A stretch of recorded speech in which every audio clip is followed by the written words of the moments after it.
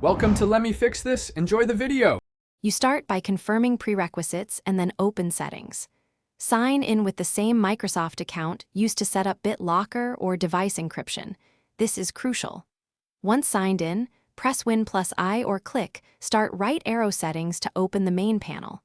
Make sure you're on the primary device profile and check System, right arrow About so you know the device name and Windows edition.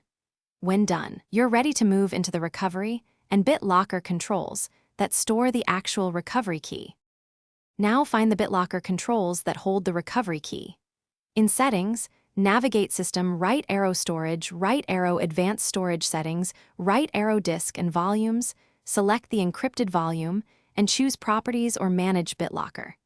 If you prefer the classic interface, open Control Panel and search BitLocker Drive Encryption.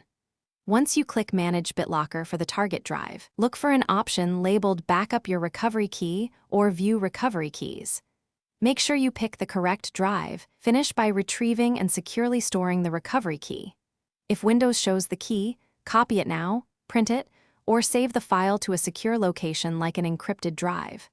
If the key isn't local, sign into your Microsoft account online and check Devices, right arrow Find Recovery Keys, or search OneDrive and any USB drives where you may have exported it. If you still can't find it, use Account. Microsoft.com/devices to view saved keys or contact your IT admin. Without the key, you may need to reset the drive. Thanks for watching. If you found this helpful, don't forget to like and subscribe.